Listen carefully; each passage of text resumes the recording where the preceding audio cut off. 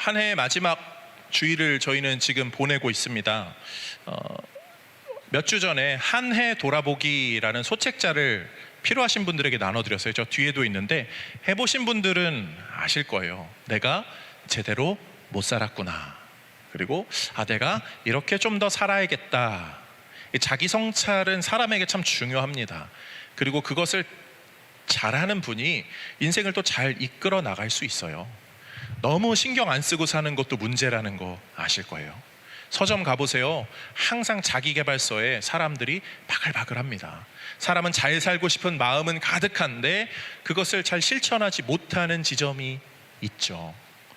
신앙도 마찬가지거든요. 신앙생활도요, 그냥 뭐 하던 대로 쭉 가도 됩니다. 또 우리가 좀 그런 자세, 하나님이 은혜 주시겠지라면서 좀 수동적인 자세로 하나님이 은혜 주시면 이렇게 해야지라는 마음이 있을 수 있지만, 사실 신앙에도 능동적으로 내가 참여하고 또 실천하고 시도하고 그런 지점들이 좀 있어야 해요. 그래야 신앙이 이렇게 성장해 갑니다. 그런 면에서 올 한 해 어떤 성장을 좀 이루셨나 삶을 좀 돌아보시면 좋겠습니다.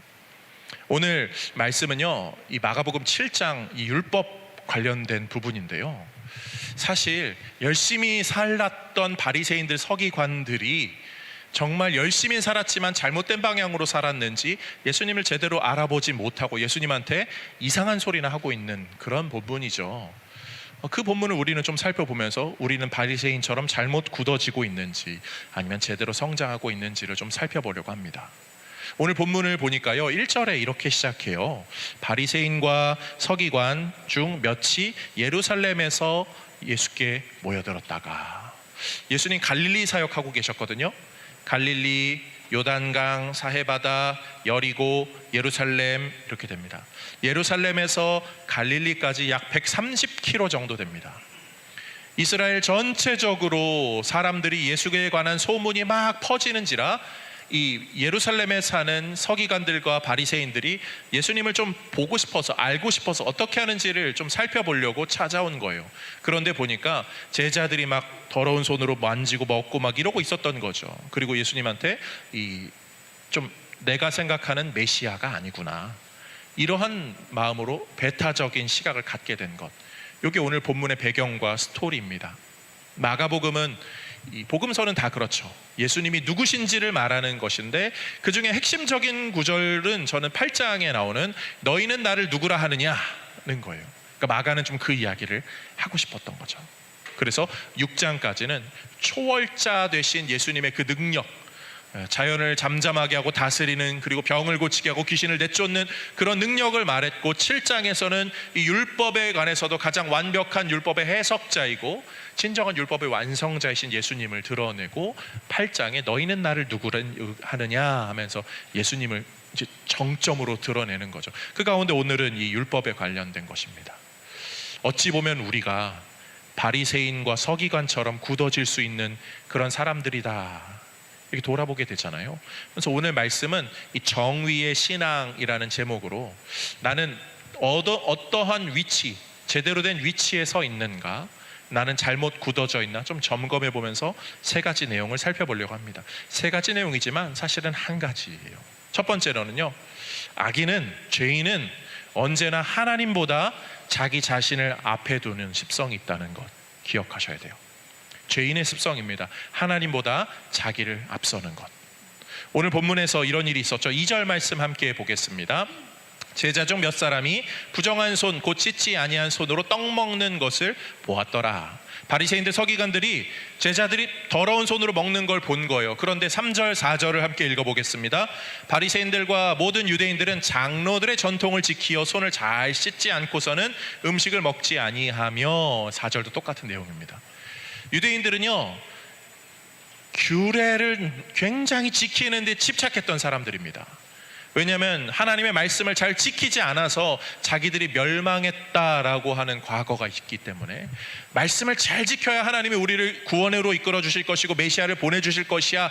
그래서 말씀을 철두철미하게 지키려고 합니다. 그런데 오늘 본문에 제자들이 손을 씻지 않고 음식을 먹는 거예요. 얼마나 불편해요. 그런데 이 규례가 뭐라고요? 오늘 2절에 3절에 다시 보니까 장로들의 전통이라고 표현하고 있어요. 율법이 있고요, 전통과 규례가 있습니다. 율법은 하나님이 주신 것이고, 전통과 규례는 그 율법을 잘 지키고자 사람들이 만든 규례입니다. 다 사실 중요한 것들인데 우선순위가 바뀌면 문제가 되는 거죠. 오늘 성도님들, 제가 지금 이렇게 예배하고 설교하고 있는데요, 혹시 좀 불편하진 않으세요? 불편한 점이 있진 않으세요? 너무 더운가요? 히터를 좀 꺼도 되지 않을까요? 저만 더운 거 같아요. 그죠? 추워요? 네, 그렇습니다. 우리 이렇게 다 다르죠. 하나만 하나 저기 꺼도 되나? 하나만, 우리 서장로님이 꺼주시는 요거 하나만 해서 균형을 맞추시죠. 제가 양복을 안 입었어요. 이게 불편하신 분이 계실 수 있거든요. 계셔도 됩니다. 불편해도 됩니다. 왜냐하면 목사는 항상 양복을 입고 설교를 하는 게 관례잖아요. 그런데 이거는 율법은 아니죠. 하나님이 주신 어떠한 명령은 아니잖아요. 그런데 그게 불편할 수 있어요. 이게 뭐냐면 내 생각과 내가 봤던 내 가치, 어떤 정한 것, 그것이 하나님보다 먼저 되려 할 때 이게 뭔가가 어그러진다는 거죠.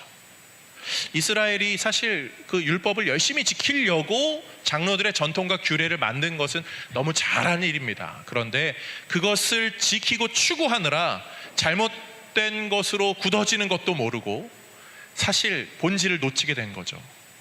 오늘 좀 설교가 딱딱해서 제가 아이들에게 너무 미안하더라고요. 초등학생 친구들에게 속담 광고 하나, 속담 퀴즈 하나 내겠습니다. 듣지도 않고 있어요 이미. 벼룩 태우려다가, 아니 우리 어른들 얘기하면 안 되잖아요. 꼭 이렇다니까. 초가삼간 다 태운다, 그런 거 있죠. 아기 목욕물 버리려다 공부하는 걸로 너희들 저긴 뭐 아기 목욕물 버리다가 아기까지 버린다고 하잖아요. 이스라엘 백성들이 그런 거예요. 율법 잘 지키려고 다른 규례들 막 하다가 규례 지키느라 본질을 잃어버린 상태가 된 거죠. 예수님은 그것을 6절에 이렇게 말하고 있어요. 너희 외식하는 자에 대하여 잘 예언하였도다. 기록하였을 때 이 백성이 입술로는 나를 공경하되 마음은 내게서 멀도다. 잘 공경하는 것 같지만, 겉으로는 잘 지키는 것 같지만 마음으로 멀어진 그 상태, 이사야가 말한 그 상태가 바로 너희들의 상태다. 너희 실상은 하나님보다 앞서서 그거 지키느라 잘못 신앙생활하고 있는 거야. 그 모습이 예수님의 지적이에요. 근데 이 모습이 여기만 나오지 않고 성경의 여러 곳곳에 나옵니다. 대표적인 게 출애굽기 32장의 금송아지 사건 아시죠? 출애굽해서 이스라엘 백성들이 기쁨으로 금송아지 만듭니다. 정말 극악무도한 사건인데 왜 이스라엘 백성들이 금송아지를 만들었죠? 기뻐서, 즐거워서, 우리를 구원한 신을 찬양하고 높이고 싶어서 열정이 과한 거죠. 그 즐거움을 표현하고 싶어서 하는데 잘못 표현한 거예요. 하나님이 원하시는 방법은 모세가 없을 때 기다리는 건데 그러지 않고 자기들이 뭔가를 만들면 더 좋아하지 않을까? 이거 만들어서 이렇게 하나님 이렇게 하면은 뭐 그 송아지 모습으로 하면 더 좋아하지 않을까 하면서 했던 것이 금송아지 사건입니다. 철저하게 잘못된 방향으로 나아간 거예요. 과한 게 문제가 되는 거죠. 신앙생활도 그렇거든요. 가만히 있는 것보다 때로는 과한 게 더 문제가 되는 때들도 있습니다. 운전과 똑같아요. 운전할 때 누가 사고 내죠? 초보 운전자가 사고 냅니까? 초보 운전자는요 정말 천천히, 너무 천천히 오 하느라 다 알아서 피해갑니다. 그렇지만 나 운전 잘해 막 이렇게 하는 그런 분들, 아주 좁은 길 난 저기 갈 수 있을 것 같은데 하는 분이 자신감이 과해서 사고가 나죠. 마찬가지입니다. 우리 신앙생활도요, 내 방법이, 요 계획이, 내 뜻이 이게 더 먼저가 되는 순간 그게 문제가 되죠. 내 방법으로 금송아지 만들어야지, 하나님이 좋아하시겠지, 그건 내 생각일 뿐이라고요. 사랑하는 성도님들, 우리 하늘나라 가는 여정이잖아요. 로켓 하나 쫙 발사할 때도요, 정말 정밀하게 계산합니다. 1mm만 차고 나도 이상한 방향으로 꺾여지고 다 터져버리고 없어지는 거잖아요. 하늘나라 가는데 제대로 된 방향 잡아야죠. 그 제대로 된 방향 중에 가장 중요한 것이 있다면 하나님보다 앞서지 않는 거예요. 그런 면에서 죄인의 습성, 하나님보다 우선되려 하는 습성이 나에게는 없나 자신을 돌아보며 점검하는 우리 모두가 되기를 주님의 이름으로 축복드립니다. 두 번째로는요, 똑같은 내용인데 한 번만 더 뒤집어서 생각해 보는 거예요. 의인은 그러면 어떤 사람이죠? 항상 하나님을 앞에 모신 사람이요. 오늘 예수님께서요, 14절부터 15절, 16절 이렇게 말하세요. 비슷한 내용이지만 한 번 더 읽어보면, 무리를 다시 불러 이르시되 너희는 다 내 말을 듣고 깨달으라. 무엇이든지 밖에서 사람에게로 들어가는 것은 능히 사람을 더럽게 하지 못하되, 지금 음식 논쟁이었으니까 사람 안에서 나오는 것이 사람을 더럽게 하는 것이니라 하시고, 예수님은 사람 안에 더러운 것이 있다는 것을 지적해 주셨어요. 우리 안에 더러운 것이 있다라고요. 이 더러운 것 때문에 하나님보다 앞서가려고 하고 잘못되게 굳어지려고 하는 습성이 있습니다. 성경에 가장 위대한 사람을 이렇게 몇 명 꼽아보면 그 중에 한 사람 꼭 나오는 게 다윗이잖아요. 근데 다윗 얼마나 큰 죄인이에요. 살인죄, 간음죄, 아주 그냥 나쁜 놈입니다. 그런데 왜 다윗이 그렇게 높은 순위로 올라가죠? 그는 하나님 앞에 경고의 말씀이 들리면 엎드려질 줄 알았어요. 잘못한 것 회개하고 돌이킬 줄 알았어요. 하나님이 먼저 말씀하시면 따랐죠. 왕권도 내려놓고 예루살렘도 떠날 줄 아는 그런 용기가 다윗에게 있었어요. 사울이 자기를 죽이려고 쫓아와도 이 사울이 두 번이나 얼마든지 죽일 수 있는 기회가 있음에도 사울을 죽이지 않고 놓아주잖아요. 왜요? 하나님이 기름 부은 사람인데, 하나님이 뭔가 계획이 있으신데 내가 그 계획을 어그러뜨리지 말아야지라고 하는 하나님보다 뒤에 서는 그 신앙이 다윗에게 있었다는 거예요. 우리도 그런 신앙으로 살고 있습니까? 우리가 정말 그 의인으로서 하나님을 앞에 두는 신앙생활을 하고 있냐고요.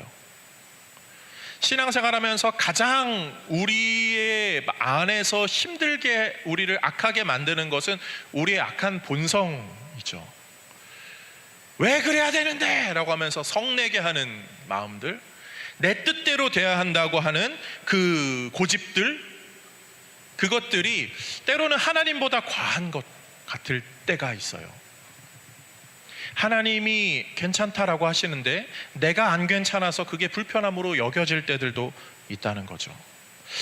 이스라엘 백성들이 그 마음으로 금송아지를 만들었을 때 그 32장이거든요. 출애굽기 32장. 근데 출애굽기 33장에 하나님께서 화가 이만큼 나가지고 모세를 부르십니다. 그리고 모세에게 참, 저는 이 장면이 참 인상 깊어요. 모세에게, 모세야, 가나안 땅으로 내가 너네 보내줄게. 그냥 보내주는 정도가 아니라 가나안 땅에 그 있는 사람들 싹 정리해서 잘 정착하게 내가 너네 보내줄게. 얼마나 귀가 혹 하는 그런 말씀입니까? 그런데 하나님이 조건을 하나 붙이시죠. 근데 나는 같이 가지 않을 거야. 우리는 이 스토리를 알아요. 그래서 모세는 아니면 그러면 하나님 그러시면 안 됩니다. 뭐 어쩌고저쩌고 막 하지만, 저에게 만약에 그런 일이 벌어진다면 저는 제 욕심을 이길 수 없을 것 같아요. 어느 날 갑자기 제가 기도하는데 하나님이 딱 저에게 오십니다. 태안아, 너가 요즘 살이 너무 많이 찐 것 같은데 너를 내가 오늘 밤 자고 일어나면 몸짱 목사로 만들어줄게. 그 대신 한 6개월간 교회에 나가지 마라. 교회 없는 삶을 살아라. 어떨 것 같아요? 저라면 하나님 그럴 수 없습니다. 저는 이 몸으로 목회를 하겠습니다. 신앙생활을. 그래서 제가 지금 여기 이렇게 하는 건 아니고요.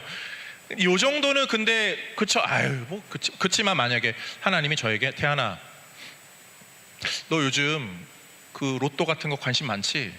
막 이렇게 막 사람들이 막 부자 됐다는 얘기 들으니까 로또를 되게 해줄게. 그 대신 3개월만 신앙생활 하지 말아라. 그러면 어떠실 것 같아요? 3개월 뭐 괜찮지 않을까? 요 좀 어떻게 불경거나 그렇습니까? 근데 좀 그러면 요걸 한번 생각해 보세요.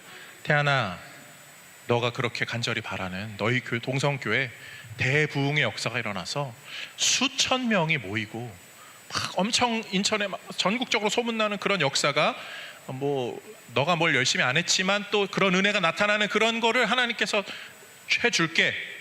그렇지만 너의 삶 가운데 일주일 혹은 2주일 정도만 하나님이 네 예배를 받지 않는 시간들을 잠깐 너가 견딘다면 내가 줄게. 아니 이틀 한 3일 정도라도. 그러면 어떠실 것 같아요? 저는 2, 3일 조용히 살다가 그렇게 역사를 경험하고 싶다고 고백할지도 모르겠어요. 달콤한 게 달콤한 게 더 이렇게 눈앞에 오면 올수록 우리 중에 그거 견딜 수 있는 사람 아무도 없습니다. 우리 마음에 있는 악한 본성은요, 끊임없이 우리를 유혹할 거예요. 그리고 아주 미묘한 경계선까지 우리에게 찾아와서 그 부분들을 뒤흔들 거죠. 사도 바울은 그런 면에서 우리 마음에 두 마음이 있다라고 했어요. 선한 마음과 악한 마음, 성령의 소욕과 육체의 소욕. 갈라디아서, 로마서에서 말하는 그 두 마음. 그런데요, 성도님들 그거 아셔야 돼요. 그 두 마음이 갈등하는 것이 너무 좋은 거예요. 진짜 악한 사람은 갈등도 안 하잖아요. 갈등한다는 것 자체가 우리 안에 있는 근육통 같은 거예요. 근육통이 있어야, 운동하는 사람들이 근육통이 있는 거죠. 운동 안 하는 사람은 근육통이 없죠. 근데 운동하는 사람은 그 근육통을 즐기죠. 이래야 더 근육이 찢어졌다가 더 건강해지는 걸 아니까. 성도도 마찬가지입니다. 갈등이 찾아올 때 불안해하지 마시고 갈등을 하나님이 주시는 계기다, 기회다 여기시고 그것을 통해서 신앙의 성장을 더 구하셔야 돼요. 그리고 하나님은 반드시 그것을 도와주시는 분임을 확신하셔야 돼요. 에스겔 말씀 한번 보겠습니다. 36장 26절. 또 새 영을 너희 속에 두고 새 마음을 너희에게 주되 너희 육신에서 굳은 마음을 제거하고 부드러운 마음을 줄 것이며 또 내 영을 너희 속에 두어 너희로 내 율례를 행하게 하리니 너희가 내 규례를 지켜 행할지라. 아멘. 하나님이 새 영, 성령을 성도에게 부어주셔서 그 마음이 굳은 마음을 제거한대요. 우리 치과에서 스케일링 한 번씩 받으시잖아요. 그럼 이렇게 막 엄청 진동하는 걸로 이렇게 하면서 떨궈내잖아요. 우리의 굳은 마음을 떨궈내는데 갈등이 없을 수가 없어요. 이 굳은 마음을 뜯어내는데 문제가 없을 수가 없죠. 그렇지만 이 뜯기는 그 아픔이 우리에게는 귀한 은혜의 경험이라고요. 그런 면에서 하나님이 그렇게 하신다면, 하나님이 앞서고자 그렇게 하신다면 저는 순종하겠습니다. 그리고 제 마음을, 때로는 제 입을 닫고 내려놓겠습니다. 신실한 고백이 우리 안에 있기를 소망합니다. 그거 아세요? 교회가 문제가 있고 시끌시끌한 교회들 있잖아요. 왜 시끌시끌하죠? 자기 마음대로 하고 싶어서죠. 그런데 이 자기 마음대로 하고 싶어서가요, 방향성이 잘못된진 않을 때가 많아요. 다 그런데 자기 생각에는 교회가 이렇게 돼야 돼, 교회가 저렇게 돼야 돼. 그런데 그것이 과해질 때, 하나님보다 앞설 때, 때로는 할 말 못할 말, 때로는 좀 이해하고 배려하는 시야의 넓힘, 이런 것이 조율이 안 되니까 내가 보는 것만 옳다라고 여기면서 시끌시끌해지는 거죠. 사람 모이는 곳은 다 똑같거든요. 그렇지만 우선순위를 살짝 뒤로 빠져서 먼저 될 것이, 우선될 것이 무엇인지를 한번 점검하면 얼마든지 배려하고 이해할 수 있습니다. 이런 양복이 아닌 다른 옷을 입어도 괜찮죠. 어린아이들이 예배 시간에 좀 떠들어도 괜찮죠. 아이들이 막 뛰쳐나가고 막 그래도 괜찮고, 옆 사람이 예배 시간에 졸고 있어도 그건 좀 아닐 수 있지만 깨우면 됩니다. 그렇지만 조금 다른 것들은요, 얼마든지 우리는 조율할 수 있다고요. 그게 의인의 자세일 수 있음을 기억하는 우리 모두가 되기를 주님의 이름으로 축복드립니다. 마지막 세 번째로 똑같습니다. 그런데 우리가 하나님, 우리 뒤따라가는 것을 어떻게 정위, 제대로 된 위치에 놓으면서 살 수 있냐고요. 그것은 우리 가운데서 조율하시는 성령 하나님을 의지하는 신앙생활, 바른 위치를 늘 점검하는 것이 필요합니다.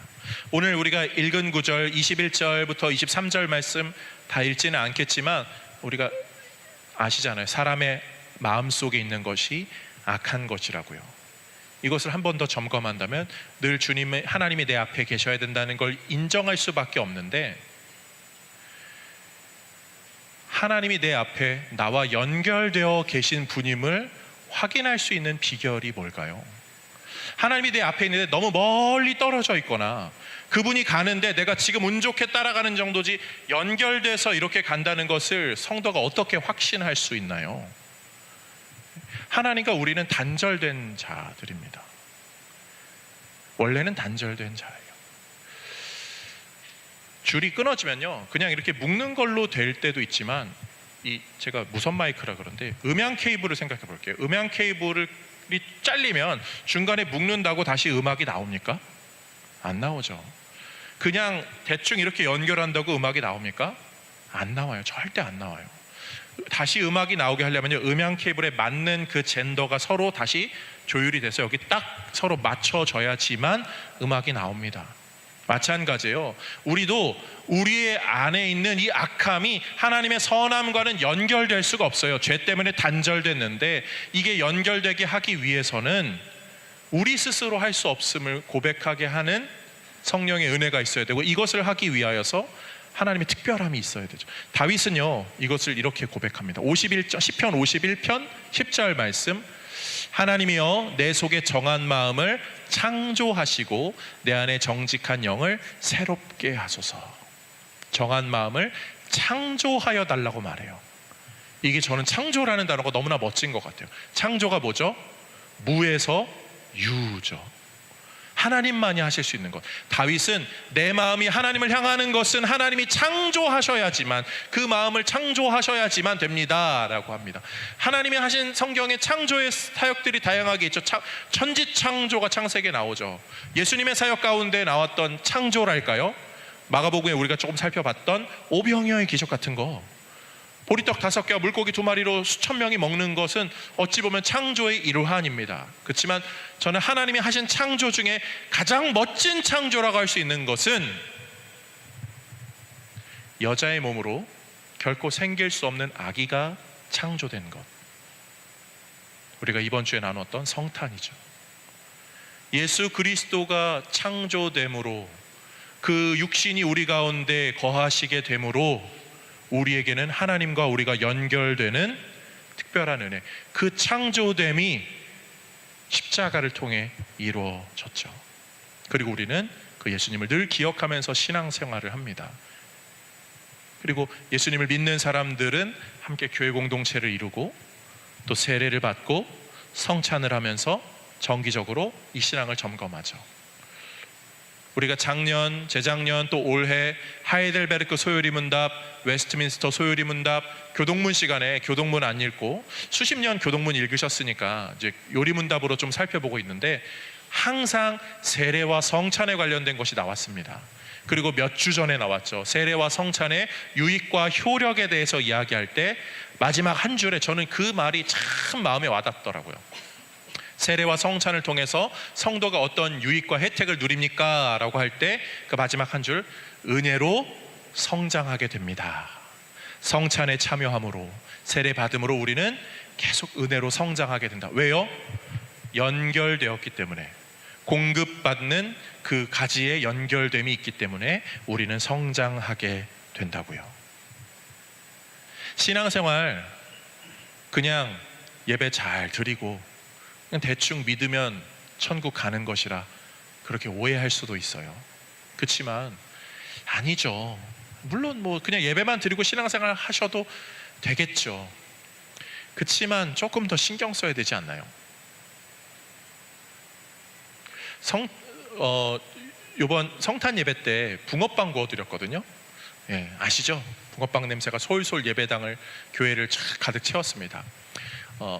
붕어빵 처음에 구울 때 이거 성도님들 좋아하실라나 이런 마음으로 시작했던 사역인데, 지금은 너무들 좋아하시고, 또 엊그제 성탄 예배 때 아침에 9시 쭉 일찍 나와가지고 붕어빵을 막 구웠어요. 굽는데 점점 이렇게 쌓이는 거예요. 그래서 수십 개가 쌓이기 시작하면서 이거 성도님들이 이거 안 드시면 어떡하지? 약간 남으면 어떡하지? 이런 생각이 있었습니다. 그래서 저는 예배 시간이 돼서 올라왔지만 그 사역했던 분들에게 나중에 물어봤어요. 처음에 막 그 50개 넘게 이렇게 쌓였다고. 근데 막 드시면서 좋아하시고 그렇게 했는데 이거 좀 남을 것 같은데 막 이런 염려가 있었대요. 그래서 막 그래도 열심히 구웠는데 반죽한 건 다 구워야 되니까. 근데 예배 끝나고 탁 내려가 봤더니 하나도 안 남았더라고요. 다 가져가셨어. 2개 드신 분들 복될지어다. 잘하셨어요. 그거는 저희의 사역의 결과물이거든요. 처음에 붕어빵 잘 못 구워가지고 막 새고 막 흐르고 속에 덜 익고 그런 시절들이 있었는데 가루와 물의 배합을 아주 지금은 전문가 거의 멱살 잡을 정도로 잘하고 있어요. 밖에서 판매하는 것과 먹어서 비교해봐도 저희는 뒤처지지 않는다고 보거든요. 근데 이 붕어빵 할 때요, 어떤 일이 벌어지냐면 뭐 여기 할머니 할아버지들 이렇게 소문이 났나 봐요. 시작할 때부터 와서 10개 막 이러고 있어요. 막 줄 서고 기다리고 막 찾아오고 세상을 경험하게 됩니다. 사람의 본성 이런 것들도 경험하게 되고. 그런데 그래도 잘 해드리고 싶은 마음, 그런데 중요한 건 그거 하나 잘 해드리는데도 순서가 필요하고 정량 그리고 적절한 배합이 필요한 것 같아요. 붕어빵 하나도 그런데 우리는 인생 살고 있잖아요. 인생을 잘 멋지게 완성해서 하나님 나라로 가야 하는데 적당히 대충이 됩니까? 우리 직장 생활하는 분들 적당히 대충 안 하시잖아요. 정말 치열하게 하잖아요. 10원 한 장 안 틀리려고, 숫자 하나 안 틀리려고 애쓰면서 사시잖아요. 그런데 신앙생활은요, 그냥 편하게 교회 와서 이렇게 조금 꾸벅꾸벅 그러다가 신앙생활 하면 괜찮습니까? 아니죠.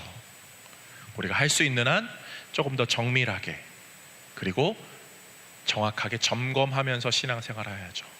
그 중에 가장 해야 될 것은 하나님이 정말 내 앞에 계시는가, 나는 그 뒤에 있는가, 그리고 그 사이가 너무 멀어서 내가 주의 음성을 못 들고 살진 않나, 아니면 앞서가느라 소경이 길을 인도하는 그런 꼴이 되진 않았나, 아니면 적절한 거리로 하나님과의 나 사이에 성령 하나님이 주시는 은혜의 말씀 예수 그리스도의 복음으로 단단하게 연결되어 있는가, 점검하는 자가 하나님의 온전한 인도함을 받게 되는 줄로 믿습니다. 연말이죠. 바쁘죠. 할 일들 많으시죠. 그렇지만 주님의 그 세밀한 조율과 그 세밀한 부르심, 금성을 늘 기억하시면서요, 주님 제가 원하는 것이 제게 원하는 것이 무엇인지 알게 하시고 잘 듣게 하시고 따르게 하여 주옵소서. 주님을 잘 따르겠습니다. 신앙으로 고백할 수 있는 우리 모두가 되기를 주님의 이름으로 축복드립니다.